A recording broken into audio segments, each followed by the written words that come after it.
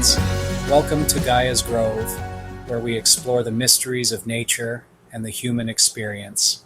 I'm your host, Johnathan Thompson. My dear friends, today we gather to discuss a topic that affects us all: anger. It's a natural emotion, yet when left unchecked, it can destroy what we hold dear and create barriers around ourselves. As pagans, we are called to walk in harmony with nature and with each other. But how can we do this when anger threatens to consume us?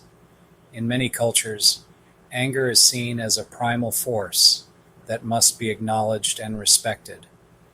The ancient Greeks believed that anger was a sacred emotion, one that could drive people to great acts of courage and heroism. However, they also recognized the dangers of unchecked anger, which could lead to chaos and destruction. As pagans, we draw inspiration from the natural world. We know that the earth's rhythms are guided by the cycles of life, death, and rebirth. Similarly, our emotions, including anger, must be acknowledged and respected in their own cycles. When we allow anger to dominate us, it can create a toxic environment that poisons our relationships and our very being. Anger is not just a personal issue. It has far-reaching consequences. It can destroy what we love and hold dear: our families, friendships, communities, and even our own sense of self-worth. When we are overly angry about anything, it's like a wildfire that spreads rapidly, consuming everything in its path. But there is hope. By embracing the divine within us, we can learn to manage our anger and bring harmony to ourselves and our world. This requires self-awareness, compassion, and a willingness to confront our emotions head on. As pagans, we understand the importance of honoring the cycles of nature. We recognize that every season has its own unique energy and rhythm. In the same way, our emotions have their own cycles, including anger. By acknowledging and respecting these cycles, we can learn to work with them rather than against them. One of the most powerful tools for managing anger is mindfulness. When we are present in the moment, without judgment or reaction, we can observe our emotions as they arise. This allows us to respond more thoughtfully, rather than simply reacting impulsively. Mindfulness also helps us develop self-compassion, a critical component of emotional intelligence. By treating ourselves with kindness and understanding, we can begin to release the grip that anger has on our lives. Another important aspect of managing anger is the practice of active listening.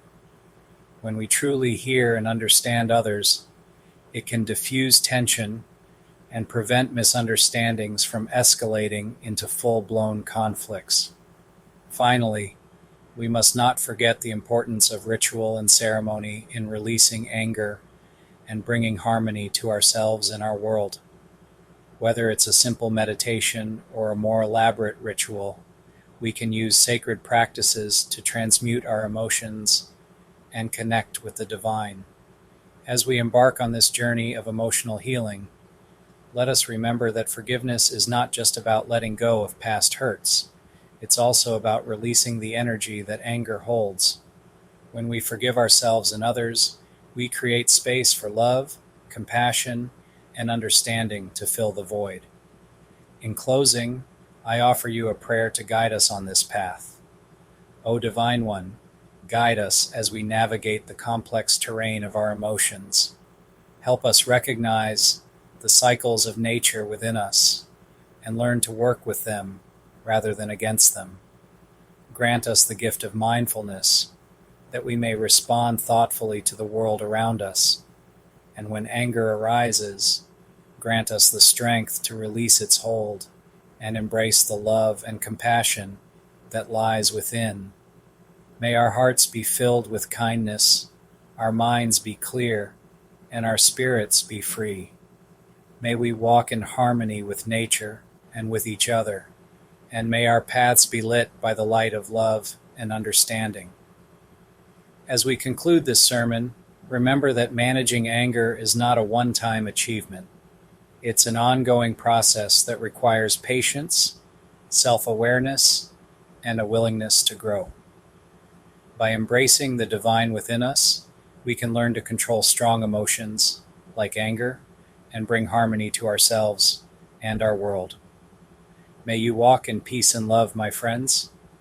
Thank you for joining me on this episode of Gaia's Grove. Remember that managing anger is not a one-time achievement. It's an ongoing process that requires patience, self-awareness, and a willingness to grow.